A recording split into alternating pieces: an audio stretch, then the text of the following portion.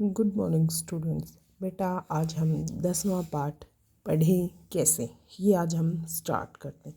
बेटा पढ़ना क्या होता है, आपने अपने छोटे भाई बहन को भी देखा होगा या किसी और बच्चे को भी देखा है कि जब भी वो पढ़ना स्टार्ट करता है, ठीक है, तो सबसे पहले वर्णमाला है उसको सीखता है। ठीक है, जैसे सपोज करो वो कमल है, ठीक है, कमल के फूल को उसको हम दिखाते हैं, उसके बाद हम उसको बोलते हैं क म ल, कमल, ऐसे दिखाते हैं ना। फिर उसके बाद हम खरगोश का चित्र दिखाते हैं उसको, और उसको पहले ख बोलना सिखाते हैं, फिर ख र ग ओ श। ठीक है, मात्राओं का हम बाद में दिखाते हैं उसका। यानी कि धीरे धीरे क्या है बेटा, पहले हम बच्चे को वर्णमाला सिखाते हैं, उसके बाद शब्दों को जो जोड़ना है वो सिखाते हैं। ठीक है ना, पहले उसको बिना मात्रा वाले शब्द कमल, जल, घर ऐसे शब्द सिखाते हैं। फिर उसके बाद धीरे धीरे उसको मात्राओं का ज्ञान हम करवाते हैं, धीरे फिर उसको शब्दों का होता है। फिर जब उसको शब्दों का ज्ञान हो जाता है तो पहले वो अनुच्छेद पाठ, पहले वो एक अनुच्छेद पढ़ता है, फिर उसके बाद वो पाठ पढ़ना स्टार्ट करता है, फिर वो कई पाठ पढ़ता है, और बाद में वो कई किताबें पत्रिकाएं, यानी कि वो अच्छी तरह से पढ़ना है वो सीख जाता है। क्या हम जो किताबें पढ़ते हैं बेटा, क्या वो पढ़ना है? बताइए। नहीं बेटा, पढ़ना सिर्फ वही नहीं कि सिर्फ हमने पढ़ लिया, हमको समझ में भी आना चाहिए बेटा। किसी भी चीज़ को अगर हम पढ़ रहे हैं तो पढ़ना कौशल तभी है जब उसको हम समझ भी लें। पढ़ने के बेटा कई कौशल हैं, पढ़ने का जो कौशल है उसके कई स्तर हैं, कई चरण हैं। आइए वो हम देखते हैं कौन कौन से उसके चरण हैं। सबसे पहले बेटा अक्षर से अनुच्छेद तक। कोई भी बच्चा या वो अमेरिका में रह रहा हो, कहीं पर भी रह रहा हो, ठीक है, जब भी हम उसको पढ़ना सीखते हैं या वो जब वो पढ़ना सीखता है तो उनकी सबसे पहली जो भी पुस्तक होती है उसमें ईख और कमल ये सारी चीज़ मिलेंगी आपको, और सभी चीज़ें सारी चित्रों के साथ मिलेगी। पहले बच्चे को चित्र दिखाया जाता है, फिर उसको वर्णों की पहचान सिखाई जाती है, उसके बाद उन वर्णों को जोड़ के दिखाया जाता है। हम उसको कम तो बोल देते बेटा, ठीक है ना, लेकिन क और म इनको जोड़ना सिखाया जाता है। कलम दिखाते हैं, क ल म कि ये कलम है। धीरे धीरे तो हमारा जो पढ़ने का पहला चरण है वो है बेटा भाषा के अक्षरों की जो पहचान है वो करना और उनसे शब्दों की पहचान करना। यानी कि पहले हमें अक्षरों की पहचान हो, फिर उन अक्षरों से बने हुए जो शब्द हैं, यानी कि उन वर्णों से बने हुए जो शब्द हैं उनकी पहचान करना। ठीक है ना, लेकिन कई बार क्या होता है बेटा, हम पहचान भी कर लेते हैं लेकिन फिर भी कई शब्द ऐसे आ जाते हैं जो हमने कहीं पर भी ना पढ़े और ना कभी सुने हो। तो लेकिन जब हमें उनकी पहचान हो जाती है तो हम उन शब्दों को भी पहले अगर उनका चित्र दिया हुआ तो चित्र को देख के समझना चाहते हैं, अगर चित्र देकर नहीं समझाया हुआ तो हम उसको फिर वैसे समझना चाहते हैं, उसको धीरे धीरे पढ़ना चाहते हैं। पहले बेटा हम जब भी बच्चे को सिखा रहे हैं, अभी अगर हम छोटे बच्चे को सिखा रहे हैं तो बेटा जो चीज़ें उस बच्चे ने देखी हैं उन्हीं चीज़ों को, उन्हीं शब्दों को उसको सिखाते हैं। जैसे बेटा उसने कलम भी देखी है, जो हमारा पेन होता है वो है, ठीक है, पेन भी उसने देखा हुआ है। उसने जो चीज़ें देखी हुई हैं, जो मूर्त चीज़ें हैं जो हमारे आँखों के सामने हमें दिखाई दे रही है, पहले हम उनको सिखाते हैं, फिर उसके बाद उनको अमूर्त चीज़ों का जो ज्ञान है वो हम उनको देते हैं। अब बेटा हमारा पढ़ने का पहला कौशल अक्षरों की पहचान वो तो हो गया, उनकी सहायता से शब्द बनाना भी हो गया, उसके बाद है शब्दों के अर्थ जानना। ये बेटा हमारा दूसरा चरण है। जब तक हम पहले चरण को नहीं जानेंगे ना तब तक हमारा दूसरा चरण पूरा नहीं होगा। पहले हमें वर्णों की पहचान करनी है, उसके बाद उन वर्णों से बने हुए जो शब्द है उसका अर्थ भी जानना। जब भी हम उस शब्द को पढ़ते हैं बेटा, फॉर एग्जाम्पल अगर हमने कलम पढ़ा है तो हमें पता होना चाहिए कि कलम क्या होती है, उसका चित्र हमारे दिमाग में साथ के साथ बन जाना चाहिए। जब बेटा हमारी समझ भी आ जाता है, फिर उसके बाद आता बेटा पढ़ने की गति। जब हमें शब्दों की पहचान और उसके अर्थ को जान लेते हैं तो बेटा फिर हमें अपनी जो गति है पढ़ने की वो भी हमें तेज करनी होती है। अर्थ समझने के साथ साथ उचित गति से पढ़ना जरूरी है। यदि आप बहुत धीरे धीरे पढ़ते हैं या फिर आप एक एक शब्द को रुक रुक कर या अटक अटक कर पढ़ते हैं तो बेटा पूरे अनुच्छेद पे हमारी जो पकड़ है वो अच्छी तरह नहीं बन पाएगी। इसलिए हमें शब्दों को पहचानने की शक्ति का जो विकास है वो अधिक करना होगा। कई बार जो बोल बोल कर होठों पर बुदबुदाते हुए या होठ हिलाते हुए पढ़ते हैं, इससे भी जो पढ़ने की गति है उसमें बाधा पहुंचती है। अतः पढ़ते समय पाठ्य सामग्री का समुचित गति से मौन वाचन, मन मन में अर्थ ग्रहण करना, इन सब से हमें अपने पढ़ने का जो अभ्यास है वो हमें करना चाहिए और इससे हमें पढ़ने में भी जो आनंद है वो आएगा बेटा। मौन वाचन क्या होता है बेटा? जब मन मन में हम चीज़ पढ़ते हैं, ठीक है ना, वो होता है हमारा मौन वाचन। हम जो कुछ भी पढ़ रहे हैं उसका अर्थ समझने के अतिरिक्त उसमें हमें कही हुई वो जो बातें हैं उस अनुच्छेद में, उसमें जो घटनाएं हैं, उन घटनाओं का एक दूसरे से क्या संबंध है ये भी हमारे शामिल होता है। इसके अलावा आप तो जानते ही हो बेटा कि शब्दों से मिलकर वाक्यांश बनते हैं। वाक्यांशों से मिलकर जो वाक्य हैं वो बनते हैं और इन वाक्यों से ही मिलकर हमारा जो अनुच्छेद है वो बनता है। कई जो अनुच्छेद हैं उनके मिलने से कोई भी रचना जैसे लेख है, कहानी है, समाचार है, वो सारी चीज़ें पूरी हो जाती हैं हमारी। पढ़ने का जब हमें अभ्यास हो जाता है तो हम एक एक शब्द है वो अलग अलग नहीं पढ़ते, तो पूरे प्रवाह के साथ हम उनको पढ़ना स्टार्ट कर देते हैं। जब बेटा हम पढ़ने के साथ साथ उस चीज़ को समझना भी शामिल कर लेते हैं कि हमने कोई भी लाइन पढ़ी और उसका मीनिंग हमें समझ में आ गया, ठीक है ना, तो जब हमें उसका अर्थ समझ में आ जाता है तो वो हमारी जो पढ़ने की प्रक्रिया है इसका चौथा चरण हो जाता है जिसमें समझना शामिल किया जाता है। जब हम उस चीज़ को समझ भी लेते हैं तो उसका अर्थ है कि हमने सचमुच पढ़ना है वो सीख लिया है। शब्द पढ़ने के कौशल के साथ साथ बेटा उसके संबंध में जो हमने बातें लिखी हैं या हमने जो भी सीखा है उन पर भी हम विचार करते हैं। अब आपको लगता है कि ठीक तरह से पढ़ने के बाद क्या शब्दों की पहचान ही काफ़ी है? नहीं, ऐसी पहचान भी हमारे लिए निरर्थक होती है।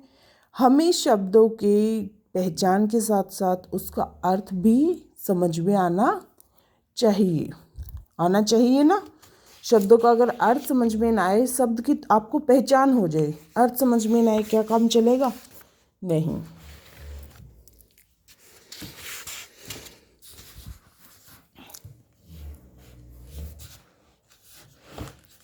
देखो बेटा एक अनुच्छेद यहाँ पर दिया हुआ उसको देखते हैं। आकाश में काले बादल छाए हुए थे, अचानक ही वे बादल छमाछम बरसने लगे।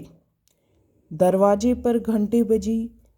8 साल की रीतु छमाछम करती हुई गई और उसने दरवाज़ा खोल दिया। उसका 10 साल का भाई सुंदरेश सामने खड़ा था। वह अंदर आया। वह सिर से पांव तक पूरी तरह से भीगा हुआ था। यह देखकर उसकी माँ एकदम से उस पर बरस पड़ी। अब देखो बेटा यहाँ पर अगर हम शब्दों की बात करें तो देखो बरसना शब्द है, वो देखो बेटा यहाँ पर भी बादल छमाछम बरसने लगे, यहाँ पर भी बरसना आ गया। माँ एकदम से उस पर बरस पड़ी, दोनों चीज आई। बरसने से बादल का बरसना क्या है, बारिश का होना है कि ऊपर से आकाश से आसमान से पानी गिर रहा है यानी कि बारिश हो रही है, वो है। यहाँ माँ बरस पड़ी उस पर, उसका क्या मीनिंग है कि माँ ने उस पर गुस्सा किया, ठीक है ना। यहाँ पर छमाछम बरसने लगे, कौन, बादल, यानी कि जो बारिश की जो बूंदे हैं वो तेज गति से उनके जो गिरने की जो आवाज़ है वो है, कि उनके जो बारिश का गिरना है उससे जो आवाज़ होती है वो है छमाछम। और यहाँ पर ऋतु छमाछम करती आई। ऋतु कौन है, उसकी बहन है, जो सुंदरेश है उसकी क्या है, 8 साल की बहन है। यानी कि बेटा शब्द एक ही है लेकिन उसके अर्थ हैं वो अलग अलग संदर्भ में अलग अलग प्रकार के हो सकते हैं। तो हमें जब भी देखो बेटा क्या अनुच्छेद में, अब देखो अनुच्छेद हमने पढ़ लिया है, ठीक है ना। हमें देखो ये भी पता चल गया कि सुंदरेश की जो माँ है उसको अपने बेटे के स्वास्थ्य की बहुत अधिक चिंता है, और उनका जो घर का दरवाज़ा था वो भी क्या था, अंदर से बंद था। सुंदरेश को बाहर खेलने की आदत थी और बरसात का समय था, यानी कि उनका उस टाइम पे बरसात का जो मौसम है वो चल रहा था। ये सब बातें हमें कहाँ से पता चली, हमें अनुच्छेद को पढ़ने से ये सारी चीज़ें हैं वो पता चली। क्यों, देखो बेटा सुंदरेश की माँ, हमें पता कैसे चला कि उसकी माँ को उसकी स्वास्थ्य की चिंता, क्योंकि वो पूरी तरह से भीगा हुआ था तो उसको लगा कि कहीं ये बीमार ना हो जाए। यानी कि इस तरह से बेटा प्रसंग के इस प्रकार हमें क्या है, शब्दों का जो अर्थ है वो प्रसंग के अनुकूल अर्थ समझना, और पठन जो हमारी पठन सामग्री कि पढ़ने की जो सामग्री है उसमें निहित जो भी तथ्य हैं, घटनाएं हैं, उनका एक दूसरे पर क्या असर है, क्या उन दोनों से संबंध है, उन सब को हमें क्या है पढ़ने के कौशल में ही ये सारी चीज़ें समझनी जरूरी हैं, ठीक है ना। अब बेटे ये पढ़ने से हमें देखो इतना तो हम निष्कर्ष निकाल चुके हैं ना कि क्या है, सुंदरेश की माँ के स्वभाव का भी हम मूल्यांकन कर सकते हैं ना। बारिश का जो मौसम है वो सारी चीज़ों का हम सारी अच्छी तरह से मूल्यांकन है वो कर सकते हैं।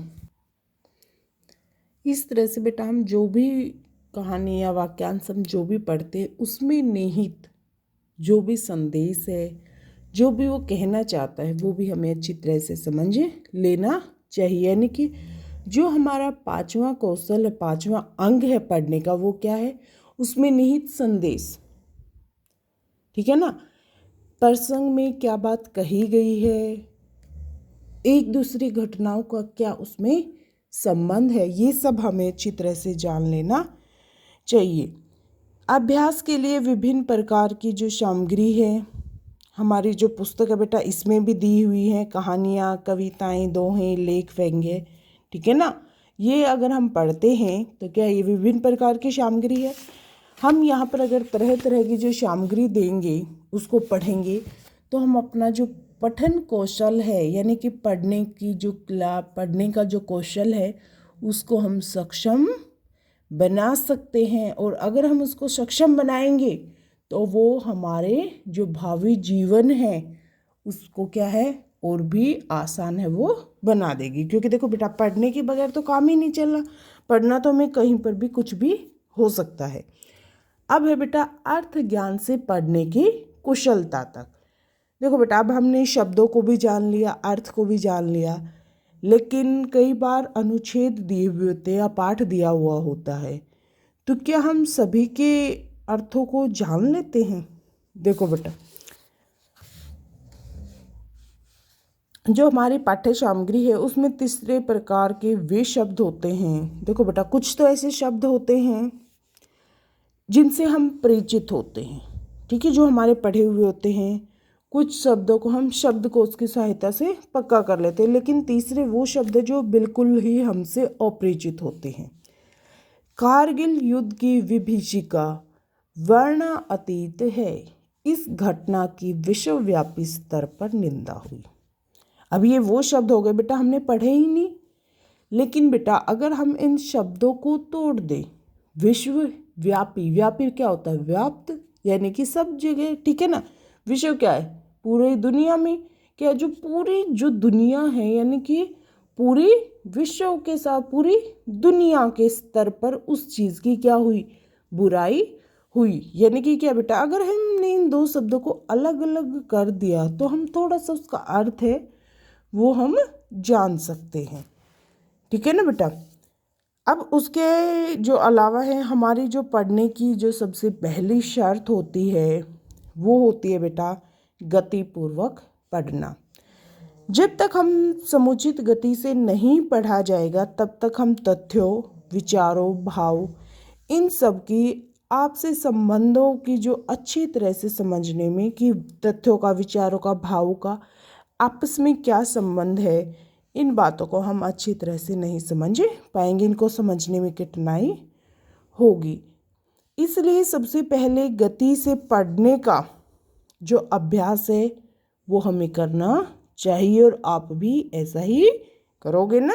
यस, गतिपूर्वक पढ़ने के लिए शब्दों को अलग अलग देखना आवश्यक नहीं है। बस हमें एक पूरे पैराग्राफ पे बेटा पहले ही एक नज़र है वो डालनी चाहिए, ठीक है ना। पठन सामग्री की दाहिनी ओर पृष्ठ पर सबसे ऊपर उंगली रखकर धीरे धीरे आगे की ओर बढ़ाते चलिए और उंगली के फिसलने की गति से ही पंक्तियों को पढ़ने का प्रयत्न कीजिए। अभ्यास करने पर ही आपकी जो पढ़ने की जो गति है वो भी क्या है, वो बढ़ेगी। आप क्या कर सकते हो बेटा, आप अपने पास घड़ी रख सकते हो, उसमें आप ये देख सकते हो कि आप 1 मिनट में कितने जो शब्द हैं उनको आप पढ़ते हो, ठीक है। अगर आपके 1 मिनट में आप कम शब्द पढ़ रहे हो तो आप धीरे धीरे उस चीज़ का जितना अधिक अभ्यास करोगे, ठीक है ना, उतना ही अधिक क्या है, गति है वो आपकी बढ़ेगी। शब्दों के अर्थ जान लेने के पश्चात अनुच्छेद में जो प्रकट विचार और तथ्य है उनका समझना अधिक कठिन नहीं होगा। नहीं होता ना जब हमें अर्थों का पता है। किसी भी अनुच्छेद को पढ़ते हुए निम्नलिखित प्रश्नों के जो उत्तर हैं वो हमें ढूंढने का प्रयास है वो करना चाहिए। कौन कौन से प्रश्न हैं कि अनुच्छेद में कौन कौन से तथ्य दिए गए हैं, यानी कि हमें उस अनुच्छेद के तथ्यों का पता होना चाहिए। उस अनुच्छेद में कौन कौन से विचार आए हुए हैं उनका हमें पता होना चाहिए। तथ्य और विचार जो आए हैं, एक तो बेटा हमें सभी तथ्यों का पता होना चाहिए, सभी विचारों का, और उनमें तथ्य और विचार हैं जो दोनों, उनमें महत्वपूर्ण क्या है। इसके अलावा जो अनुच्छेद में बात कही गई है वो सही है। पहले तो ये देखो सही कही गई है या गलत। सही कही गई है तो कहाँ तक सही कही गई है। जब तक हम अनुच्छेद पढ़ने के बाद ऐसे प्रश्नों का उत्तर नहीं दे पाएंगे, समझ लो बेटा तब तक आपको पढ़ना नहीं आया, यानी कि हमें अर्थबोध नहीं आया है। तो पढ़ी गई सामग्री को पूरी तरह से समझने के लिए ज़रूरी है कि जो भी बात कही गई है उसमें जो भी तथ्य हैं उन सबको हम अपने क्या है अर्थ निकाल सके, उसके अनुच्छेद के तथ्यों को, विचारों को हम निकाल सके। जब उन तथ्यों और विचारों को हम निकाल पाएंगे उसका मीनिंग है कि हमने जो पढ़ने का जो कौशल है उस पर सफलता है वो हासिल कर ली है। अपठित कविता कैसे पढ़ें, आइए बेटा एक उदाहरण कविता का भी देख लेते हैं। कविता का पठन और अर्थबोध गद्य सामग्री के पठन और अर्थबोध से भिन्न होता है।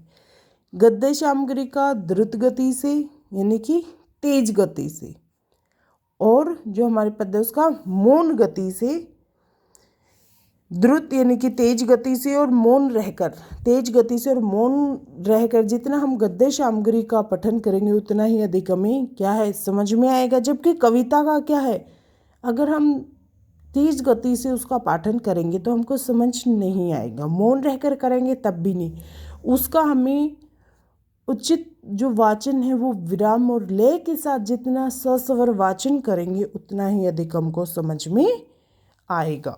ठीक है बेटा। और जब तक हम उसका पाठन एक साथ नहीं करेंगे, उसको पढ़ने में हमें कोई भी जो आनंद है वो नहीं आएगा। ठीक है।